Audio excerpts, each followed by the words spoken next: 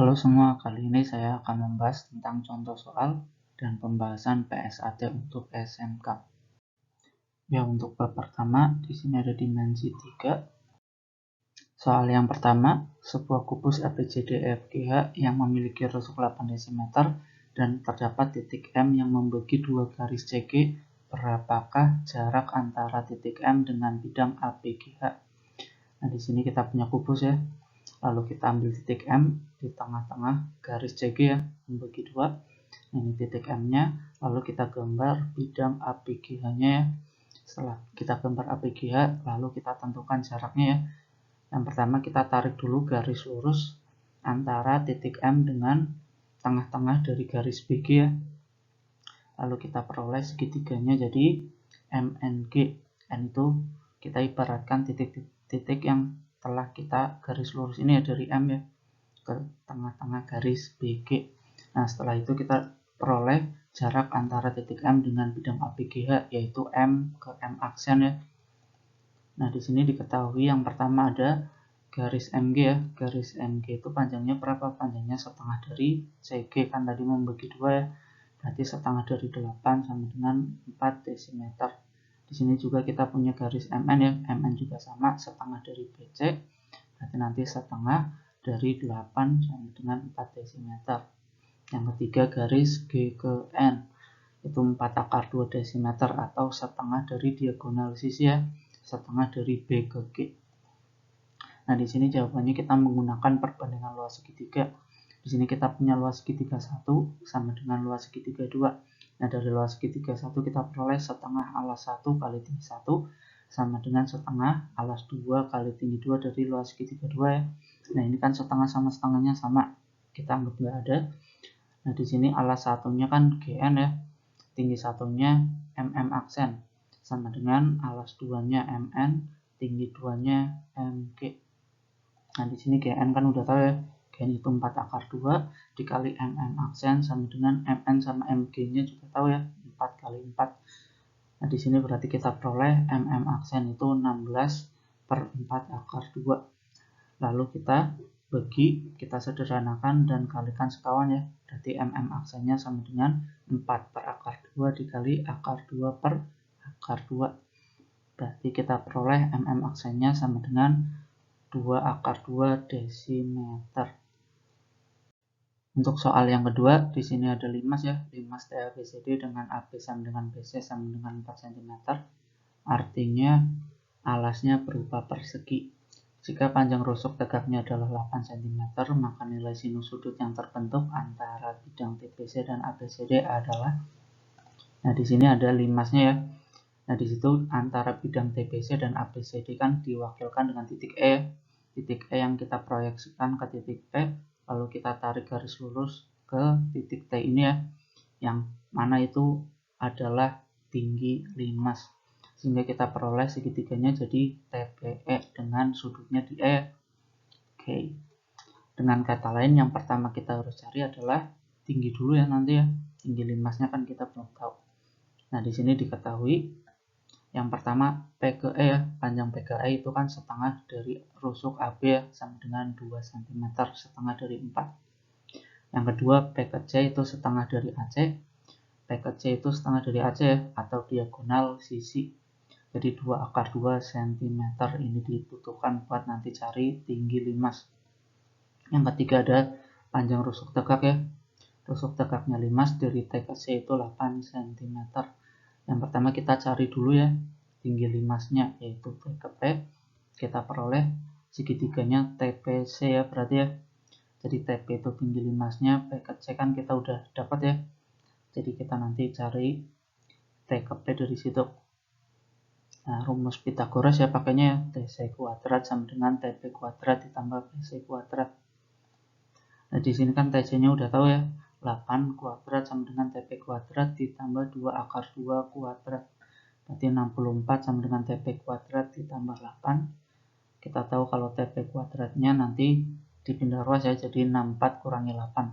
Jadi TP kuadratnya sama dengan 56.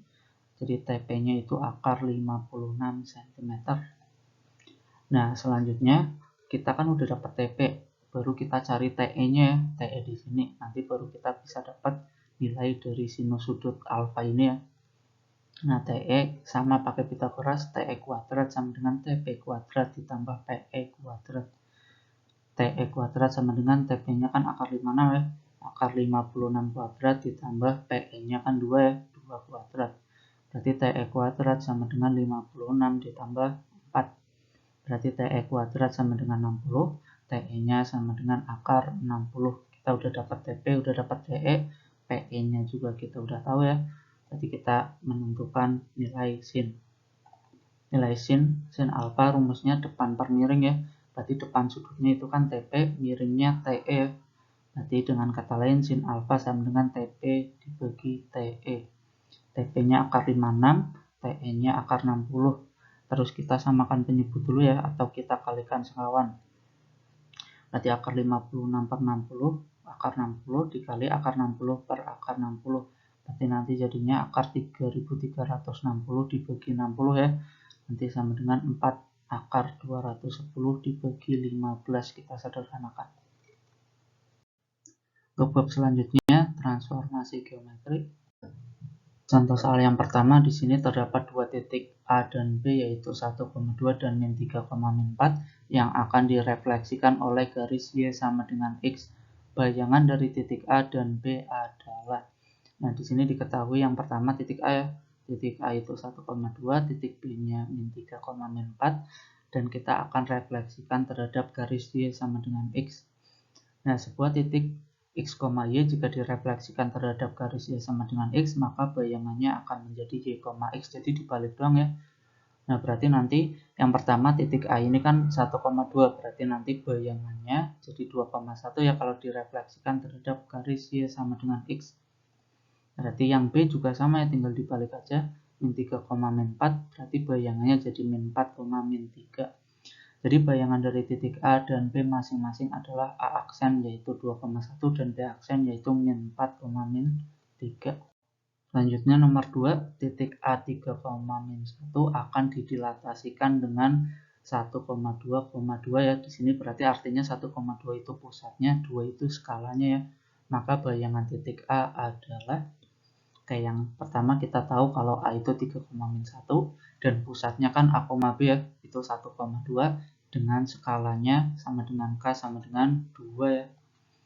Oke, matriks dilatasi dengan pusat A, B yang kita tahu kayak gini ya, X aksen Y aksen, bayangan X sama Y-nya sama dengan K0, 0K dikali X min A sama Y min B ditambah AB. Nah, ini kita tinggal substitusi saja nilai K, nilai X sama nilai Y, terus nilai AB juga kita substitusi, kita dapatkan seperti ini. Jadi tinggal dioperasikan aja, 3 kurangi 1 sama min 1 kurangi 2, hasilnya jadi matriksnya seperti ini ya. Terus setelah itu tinggal kita kalikan dengan skalanya ya, 2, 0, 0, 2, berarti nanti jadi 4 min 6 ditambah 1, 2, berarti bayangannya jadi 5 min 4. Jadi bayangan dari titik A adalah 5, min 4. Nomor 3 tentang kurva Y sama dengan X kuadrat min 1 yang akan dirotasikan sejauh 90 derajat dengan pusat O di 0,0 ya. Bayangan kurva yang terbentuk adalah, masih cari bayangannya ya. Nah, di sini diketahui yang pertama kurvanya dulu, Y sama dengan X kuadrat min 1. Yang kedua kita akan rotasikan sejauh 90 derajat dengan pusatnya di O 0,0. Dan kita tahu kalau sin 90 derajat itu 1 ya. Terus cos 90 derajat itu 0. Nah, di sini baru kita cari matriksnya dulu ya, matriks rotasi dengan pusat O 0,0. Nah, matriksnya seperti ini, X aksen Y aksen sama dengan cos alfa min sin alfa, sin alfa sama cos alfa ya.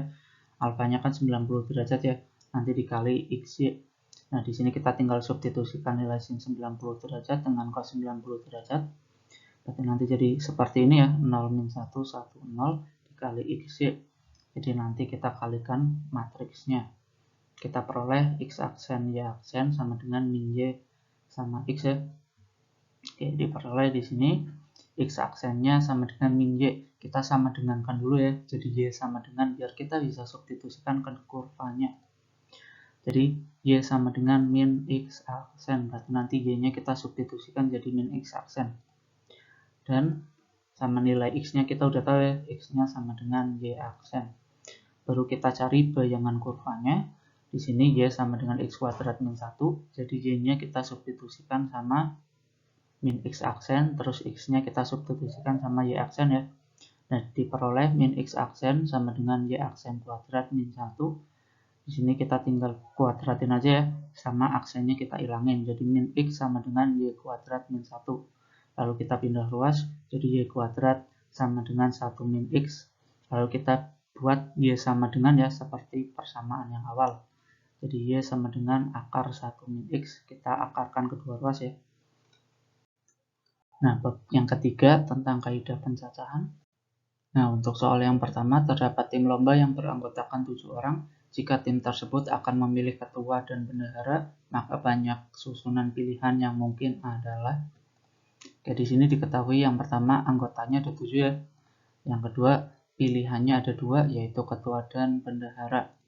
Nah, di sini karena berupa susunan ya, kita akan mau cari susunan pilihan, berarti nanti pakai permutasi. Nah, berarti di sini kita pakai permutasi 2 dari 7. Berarti itu 7 faktorial dibagi 7 kurangi 2 ya, 5 faktorial. Berarti nanti jadi 7 kali 6 kali 5 kali 4 kali 3 kali 2 kali 1 dibagi 5 kali 4 kali 3 kali 2 kali 1. Yang mana kita bisa bagi ya. Berarti nanti sisanya 7 kali 6 yaitu 42. Jadi ada 42 susunan pilihan yang bisa kita pilih. Soal yang kedua, terdapat kumpulan bilangan 0,1, 2, 4, 5, 7. Berapa banyak susunan angka ratusan kurang dari 700 dan tidak boleh berulang. Ini nanti kita pakai aturan pengisian tempat ya. Yang pertama diketahui kumpulan bilangannya 0, 1, 2, 4, 5, dan 7. Nah, menggunakan aturan pengisian tempat akan disusun angka ratusan kurang dari 700 dan angkanya nggak boleh berulang. Berarti di sini kemungkinan yang pertama ya, angka pertama yang di depan, angka ratusannya, kemungkinan angkanya yaitu 1, 2, 4, dan 5. Di sini angka 0 sama 7 nggak kehitung ya, karena kalau angka 0 kehitung berarti bukan angka ratusan, dan kalau angka 7 kehitung berarti nanti lebih dari 700 ya.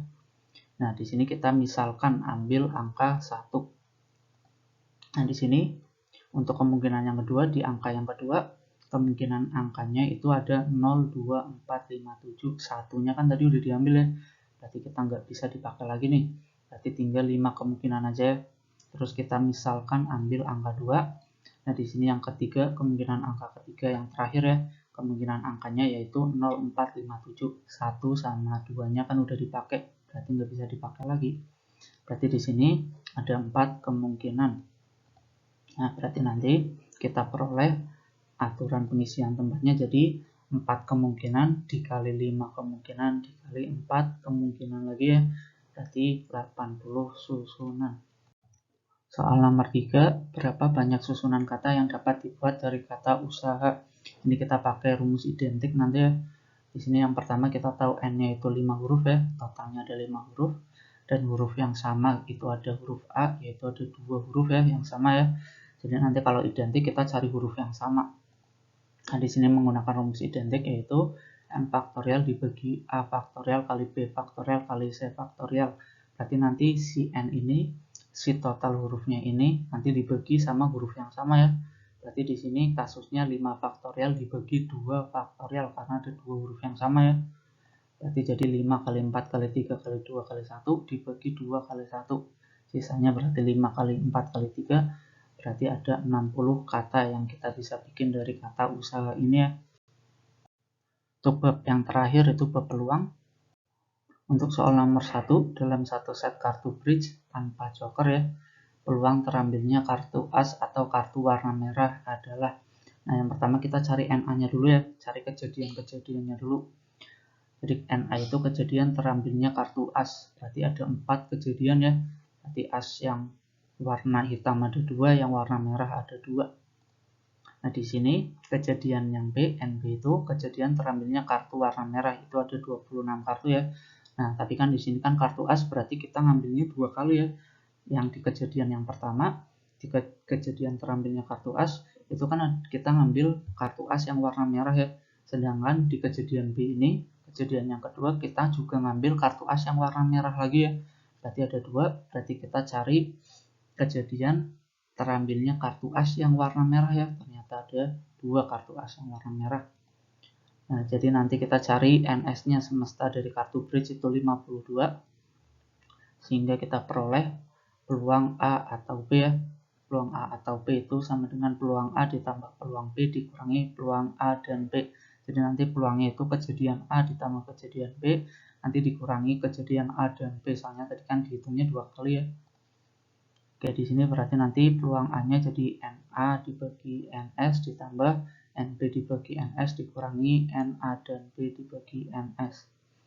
Nah, di sini kita langsung peroleh NA-nya kan 4, NB-nya itu 26, NS-nya 52, dan NaNB-nya 2. Berarti jawabannya 28/52.